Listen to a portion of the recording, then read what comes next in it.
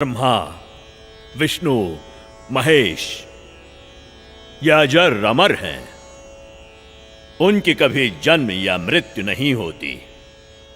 वही तो सृष्टि के रचनहार हैं। उनका कभी विनाश नहीं होता। वो ही जगत के पालनहार हैं। वास्तव में परमात्मा तो निराकार है। यदि आप अपने जीवन में सुख प्राप्ति चाहते हो तो एकादशी का व्रत कीजिए, श्राद्ध निकालिए। जो श्रद्धालु लोग इस जन्म में दुख भोगते हैं वो उनके पिछले जन्मों के कर्मों का फल है, और पिछले जन्मों के कर्म फल को भगवानों को भी भोगना पड़ता है। तो फिर आम जीव की क्या औकात है? अगर परमात्मा की प्राप्ति चाहते हो तो हमारे साथ बोलिए, हरे राम राम राम हरे हरे, हरे राम राम राम हरे हरे, हरे कृष्णा कृष्णा कृष्णा हरे हरे, हरे कृष्णा कृष्णा कृष्णा हरे हरे। बोलो शेरा वाली माता की राधे राधे राधे राधे राधे राधे राधे राधे। भक्तों, यदि आप में से किसी के भी मन में कोई भी आशंका हो, कोई भी प्रश्न हो तो निसंकोच पूछिएगा। महात्मा जी, आप ये भोली भाली जनता को क्यों गुमराह कर रहे हो? अरे दुष्ट लड़की, तेरा ये बोलने का दुस्साहस कैसे हुआ? तेरे पास क्या आधार है कि मैं जनता को गुमराह करता हूँ? लगता है ये हिंदू विरोधी है। ए चल नीचे बैठ।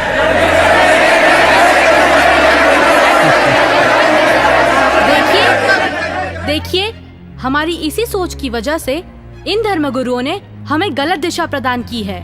मैं भी हिंदू धर्म की हूँ और मैं अपने धर्म को श्रेष्ठ मानती हूँ। दरअसल पाखंड केवल हिंदू धर्म में ही नहीं बल्कि मुस्लिम धर्म तथा अन्य धर्मों पर भी चरम सीमा पर है। लेकिन ये हिंदू धर्म की आड़ में नकली संत अपना मनमाना आचरण करके शास्त्रों के विरुद्ध ज्ञान दे रहे हैं, और यही कारण है कि भक्ति करने वाले भक्त को वो लाभ नहीं मिले जो मीराबाई को मिला है, ध्रुव प्रहलाद को मिला है, नानक जी को मिला है। मैं किसी का विरोध नहीं कर रही। मैंने खुद अपने शास्त्रों को पढ़ा है और मेरे मन में भी कुछ प्रश्न हैं। लेकिन दुर्भाग्यवश हमारे समाज में अपने धर्म को, अपने शास्त्रों को, अपने परमात्मा को जानने की कोशिश करता है तो उसे आप जैसे भोले श्रद्धालु धर्म विरोधी समझने लगते हैं। पर आज मैं जो आप सभी को सच्चाई बताने जा रही हूँ, जो शायद आपने पहले कभी नहीं सुनी होगी।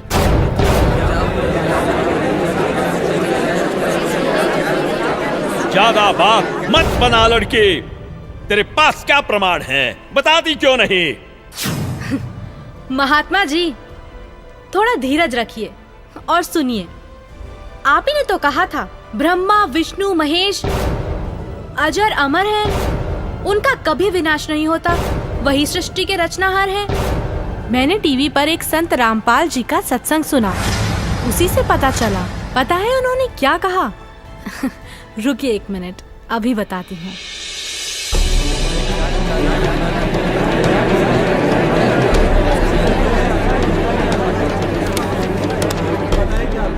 श्रीमद् देवी भागवत पुराण, जिसके तीसरा स्कंद अध्याय 5 पृष्ठ 123 पर लिखा है कि मैं विष्णु, ब्रह्मा तथा शंकर तुम्हारी कृपा से विद्यमान हैं। हमारा तो आविर्भाव, जन्म तथा तिरोभाव मृत्यु होती है।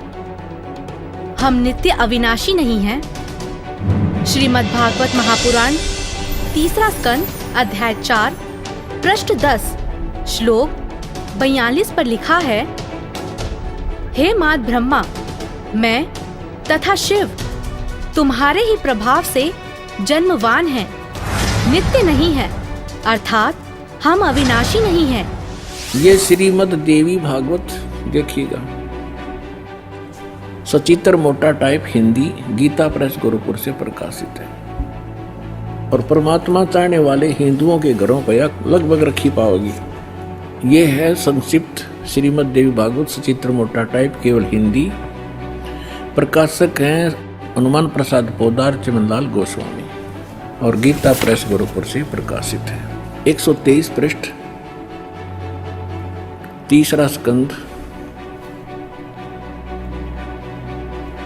संक्षिप्त देवी भागवत। तुम शुद्ध स्वरूपा हो, ये सारा संसार तुम ही से उद्भासित हो रहा है।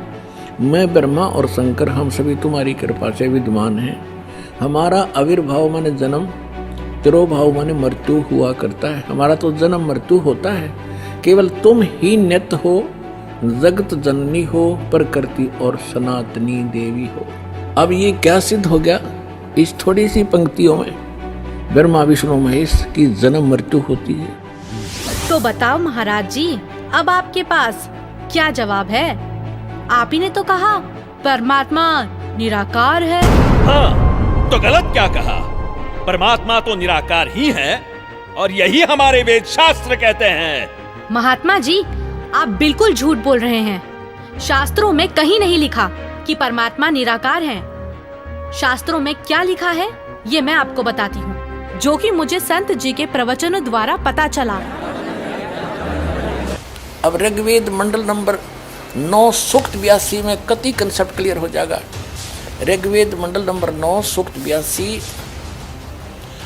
और मंत्र नंबर 1 में क्या कहा है? वह है जो सर्वोत्पादक प्रभु, यानी सबकी उत्पत्ति करने वाला, 6 दिन में सृष्टि रच के 7वां दिन तख्त पर बैठने वाला, प्रकाश रूप सद्गुणों की वृष्टि करने वाला, पापों का हरण करने वाला, वह राजे, ये संस्कृत है, इसका अर्थ है राजा के समान। राजा के, ये 269 पृष्ठ पे है राजा के, और इधर देखो 270 पृष्ठ पे, 270 पृष्ठ पे राजा के समान दर्शनीय है। देखने में राजा के समान है, तख्त पर विराजमान है, सिर पर मुकुट है उसके, और वह पृथ्वी आदि लोकांतरों के चारों ओर शब्दमान हो रहा है। वह वर्णीय पुरुष को, अच्छी आत्मा को, जो दृढ़ भक्त है उसको पवित्र करता हुआ प्राप्त होता है। कैसे? जिस प्रकार विद्युत स्नेह वाले स्थानों को आधार बनाकर प्राप्त होता है। आगे किस लिए आता है? उद्देश्य क्या होता है आने का? हे परमात्मन, उपदेश करने की इच्छा से, तत्व ज्ञान, यथार्थ ज्ञान बताने की इच्छा से आप महापुरुषों को प्राप्त होते हो, नीचे आकर के गति करके आते हो, और आप अत्यंत गतिशील पदार्थ के समान हमारे आध्यात्मिक यज्ञ को, यानी हमारे धार्मिक अनुष्ठानों को प्राप्त होते हैं। आप कबीर देव हैं, आप अल्लाहु अकबर हैं, शुद्ध स्वरूप हैं, आप पाक हैं, पवित्र हैं। हमारे पापों को दूर करके हे अमर परमात्मा सोम, आप हमको सुख दे। हो गया सिद्ध। शास्त्रों में लिखा है, यजुर्वेद अध्याय 5 मंत्र 1, 6, 8, यजुर्वेद अध्याय 1 मंत्र 15, यजुर्वेद अध्याय 7 मंत्र 39, ऋग्वेद मंडल 1 सूक्त 31 मंत्र 17, ऋग्वेद मंडल 9 सूक्त 86 मंत्र 26, 27, ऋग्वेद मंडल 9 सूक्त 82 मंत्र 1 से 3। इसमें यह लिखा है कि परमात्मा साकार है, और यही पवित्र कुरान शरीफ और पवित्र बाइबल सिद्ध करते हैं। यह है पवित्र बाइबल, संपूर्ण जीवन अध्ययन बाइबल। प्रबंधक संपादक डेविड स्टुअर्ट, अंग्रेजी प्रधान संपादक Donald C Stams, MA MDV, संयुक्त संपादक ये सारे इनका ये यहाँ से छपाई देखो। जेनेसिस माने सृष्टि, जेनेसिस 1, ये 4 पृष्ठ पे उत्पत्ति यहाँ से आरंभ होती है। प्रथम आदि में परमेश्वर ने आकाश और पृथ्वी की सृष्टि की, ये पहला दिन था। इस प्रकार ये पहला दिन हो गया। फिर दूसरा दिन हो गया, प्रकाश पर पुरुष बना दिया परमात्मा ने। फिर ये तीसरा सांझ भोर हो गया, फिर तीसरा दिन हो गया। जो कुछ भी इसमें फलदार वृक्ष जिनके बीज एक एक जाति के अनुसार बनाए, ये इस प्रकार। अब ये तीसरा दिन हो गया। दिन और रात पर प्रभुता करें और उज्ज्वला दियारा करें। इस प्रकार सांझ हुई, फिर भोर हुआ, ये चौथा दिन हो गया। फिर यहाँ देखें प्रश्न नंबर 5 पे, वो 4 पे पढ़ा आपने, अब 5 पे क्या है, सांझ हुई, भोर हुई, फिर ये 5वां दिन हो गया। छठे दिन पे आना हमने, असली बात ये है। फिर परमेश्वर ने कहा मनुष्य को हम अपने स्वरूप के अनुसार अपनी समानता में बनाएं, और वे समुद्र की मछलियों और आकाश के पक्षियों और घरेलू पशुओं और सारी पृथ्वी पर और सब रेंगने वाले जंतुओं पर जो पृथ्वी पर रेंगते हैं अधिकार रखें, यानी उनसे समझदार हों। तब परमेश्वर ने मनुष्य को अपने स्वरूप के अनुसार उत्पन्न किया। अपने ही स्वरूप के अनुसार परमेश्वर ने उसको उत्पन्न किया, और नर और नारी करके उसने मनुष्यों की सृष्टि की। तो परमात्मा किसा होया, मनुष्य जैसा, नर जैसा। अंडरस्टूड हो गया। अब पवित्र बाइबल ने स्पष्ट कर दिया कि परमात्मा मनुष्य जैसा है, उसने अपने जैसे रूप में मनुष्य को बनाया, नर नारी करके उत्पन्न किया। अब कुरान शरीफ दिखाते हैं आपको, देख कुरान शरीफ शास्त्रीय अरबी पद्धति पर नागरी लिपि में रूपांतरकार हैं नंद कुमार अवस्थी, शेरवानी संस्करण। ये कहाँ से छपी है?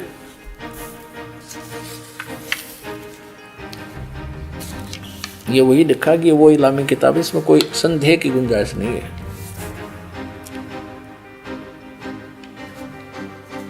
शेरवानी संस्करण, प्रकाशक है लखनऊ किताब घर, मौसम बाग, सीतापुर रोड, लखनऊ।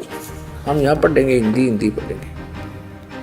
सूरत फुरकानी 25 607 पृष्ठ पे यहाँ देखिए 59 नंबर आयत में, सूरत फुरकानी 25 में, जिसने आसमान और ज़मीन और जो कुछ उनके बीच में है सबको 6 दिन में पैदा किया और फिर तख्त पर जा विराजा।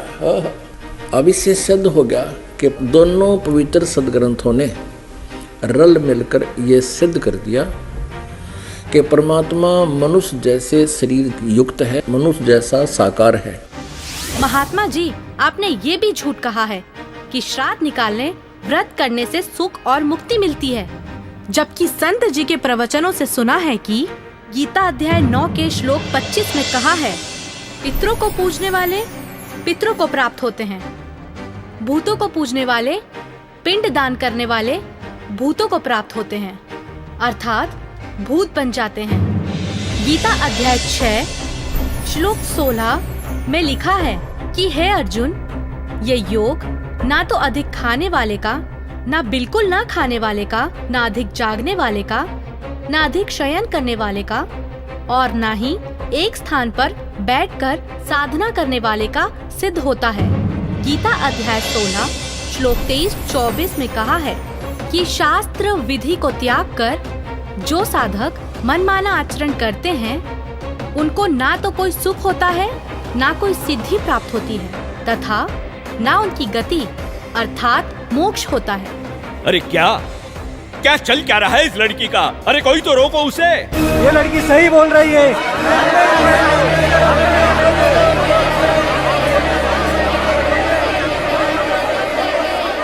और हद तो तब हो गई बाबा जी, जब आपने कहा परमात्मा पाप नहीं काटते, कर्म का भोग तो भोगना ही पड़ता है, चाहे कितनी ही भक्ति कर लो। सब झूठ है, सब। आपको पता है हमारे शास्त्र क्या प्रमाणित करते हैं? मैं बताती हूँ, जो कि मुझे संत जी के प्रवचनों द्वारा पता चला है।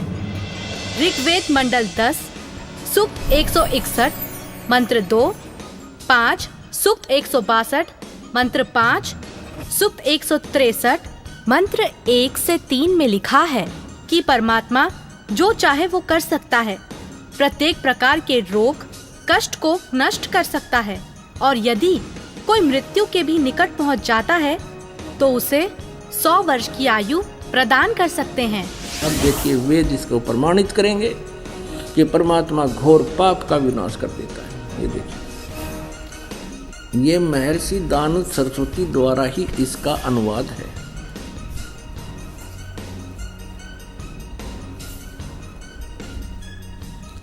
प्रकाशक हैं सर्वदेशिक आर्य प्रतिनिधि सभा 2/5 महर्षि दान भवन रामलीला मैदान नई दिल्ली से। यजुर्वेद आर्य भाषा भाष्य संपूर्ण 40 अध्याय महर्षि दानंद सरस्वती कृत यानी दानंद जी के द्वारा इनका अनुवाद है। मुद्रक है Prince offset printers 1510 Pataudi house Daryaganj नई दिल्ली से। अब देखिएगा यजुर्वेद के 8वें अध्याय का 13वां मंत्र स्पष्ट करेगा। ये 8वां अध्याय और 241 पृष्ठ पे 8वें अध्याय का 13वां श्लोक। इसमें क्या लिखा है कि देव कर्तस्य एनस्य अवजनमसि, मनुष्य कर्तस्य एनस्य अवजनमसि, पितृ कर्तस्य एनस्य अवजनमसि, आत्म कर्तस्य एनस्य अवजनमसि। एनस्य एनस्य घोर एनस्य एनस्य माने अपराध के अपराध यानी घोर पाप के भी। अब आपको इसका यहाँ दिखाते हैं 242 पृष्ठ पर इन्हीं का अनुवाद किया हुआ। ये 242 पृष्ठ पे। हे सबके उपकार करने वाले मित्र आप। अब यहाँ इसने मित्र शब्द प्रयोग कर दिया, यहाँ परमेश्वर ना लिखा, क्योंकि इसको पता था वेदों को पढ़ने वाला मुझ पर पूरा विश्वास करेगा, और मैंने यहाँ लिख दिया मित्र, तो वो ये समझेगा कि मित्र के बारे में लिखा है, भगवान के बारे में नहीं, इसलिए इसको पढ़ कर आगे चल पड़ेगा। आप दान देने वाले के अपराध के अवजनम, एनस्य माने अपराध के, अवजनम माने विनाश करने वाले, असी माने हो। मनुष्य कर्तस्य साधारण मनुष्यों के किए हुए, एनस्य माने अपराध के, अवजनम माने विनाश करने वाले हो। पितृ कर्तस्य पिता के किए हुए, एनस्य माने अपराध, ये अपराध ही लिखना चाहिए था, विरोधासन लिखा है। अच्छी प्रकार हरने वाले हो, नाश करने वाले हो। अपने किए हुए, एनस्य माने पाप के, एनस्य कहो, एनस्य का अर्थ पाप कहो, एनस्य माने अपराध कहो, एनस्य माने अपराध या पाप एक ही अर्थ होता है। एनस्य माने पाप के दूर करने वाले, अवजनम माने नाश करने वाले, अवजनम विनाश करने वाले हो, अवजनम माने विनाश करने वाले हो। एनस्य एनस्य अधर्म के अधर्म यानी घोर पाप के भी, अवजनम माने नाश करने वाले हो।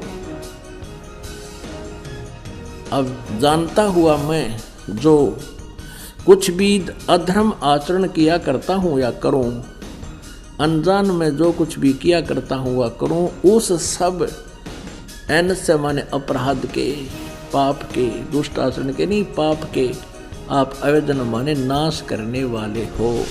और महात्मा जी, आपको तो ये भी नहीं पता पूर्ण परमात्मा कौन है। अच्छा लड़की, तो तुम ही बताओ कौन है पूर्ण परमात्मा? पूर्ण परमात्मा वो है जिसने सृष्टि की रचना की है।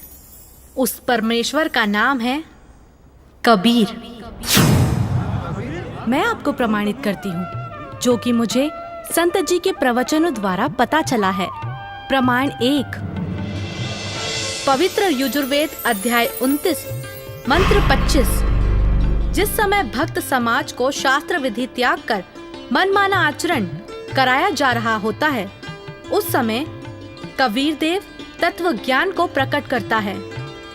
प्रमाण 2, पवित्र सामवेद संख्या 359 अध्याय नंबर 4 के खंड नंबर 25 का श्लोक नंबर 8, जो कबीर देव तत्व ज्ञान लेकर संसार में आता है, वह सर्वशक्तिमान है तथा काल के कर्म रूपी किले को तोड़ने वाला है, सर्व सुखदाता है तथा सर्व के पूजा करने योग्य है। ऋग्वेद मंडल 9 सूक्त 86 मंत्र 17। ऋग्वेद मंडल 9 सूक्त 86 मंत्र 18। ऋग्वेद मंडल 9 सूक्त 86 मंत्र 19। ऋग्वेद मंडल 9 सूक्त 86 मंत्र 20। अथर्ववेद कांड नंबर 4 अनुवाक नंबर 1 मंत्र नंबर 7। मुस्लिम धर्म के पवित्र शास्त्र कुरान शरीफ सूरत फुरकानी 25 आयत 52 से 59 में लिखा है कि कबीर परमात्मा ने 6 दिन में सृष्टि की रचना की तथा 7वें दिन तख्त पर जा विराजा। जिससे परमात्मा साकार सिद्ध होता है। राग तिलंग महला 1, पंजाबी गुरु ग्रंथ साहिब, पृष्ठ नंबर 721। बाइबल में भी लिखा है, सृष्टि की रचना परमात्मा ने की, जिनका नाम है कबीर।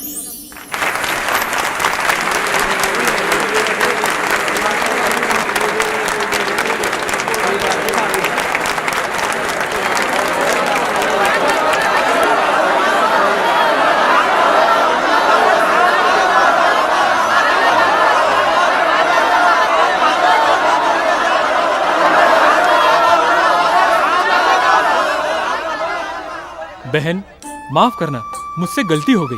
असल में हिंदू विरोधी तो ये नकली संत है जो हमें शास्त्रों के विरुद्ध भक्ति बता रहा है।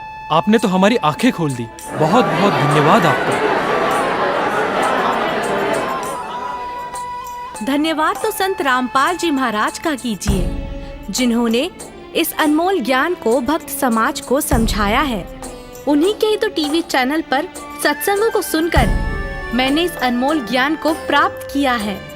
हर रोज टीवी पर सैकड़ों बाबा आते हैं, लेकिन सही भक्ति तो संत रामपाल जी महाराज ही बताते हैं। तो बोलो संत रामपाल जी महाराज की जय।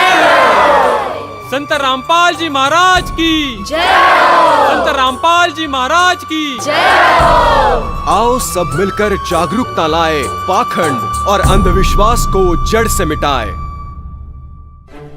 अंधश्रद्धा भक्ति मानव जीवन के लिए बेहद खतरनाक है। शिक्षित समाज से निवेदन है कि नकली और शास्त्र विरुद्ध साधना बताने वाले धर्म गुरुओं से बचे तथा नकली धर्म गुरु का विरोध करे। सभी धर्मों में पाखंडवाद चरम सीमा पर है। समाज को चाहिए कि गलत साधना बताने वाले धर्म गुरुओं का डटकर विरोध करे। पुस्तक अंधश्रद्धा भक्ति खतराए जान को पढ़े। हमारे इस वेबसाइट पर जाकर इस पुस्तक को निःशुल्क पाए, या फिर आपका पूरा नाम, पता और फोन नंबर इन नंबरों पर SMS करें। अवश्य देखिए जगत गुरु तत्वदर्शी संत रामपाल जी महाराज के मंगलमय प्रवचन हर रोज इन चैनलों पर। सोशल मीडिया पर हमसे जुड़ने के लिए लाइक, सब्सक्राइब और फॉलो जरूर करें।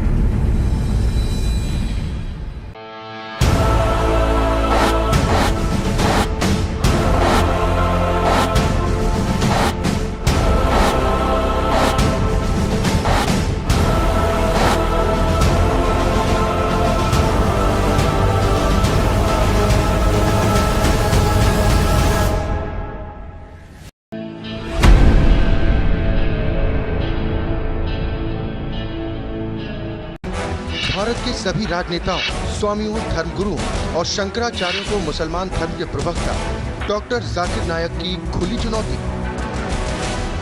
ये चैलेंज है, कोई भी शख्स हिंदुस्तान में हो, मिनिस्टर हों दो, कोई भी स्वामी हों दो, कोई भी शंकराचार्य हों दो, इंशाल्लाह मैं तालिब इल्म हूँ इस्लाम और दीगर मज़हब का। मैं तस्लीम करता हूँ कि डिबेट होना चाहिए। मैं उनसे डिस्कशन करता हूँ, अगर मुझे गलत साबित करो मैं बदलने को तैयार हूँ।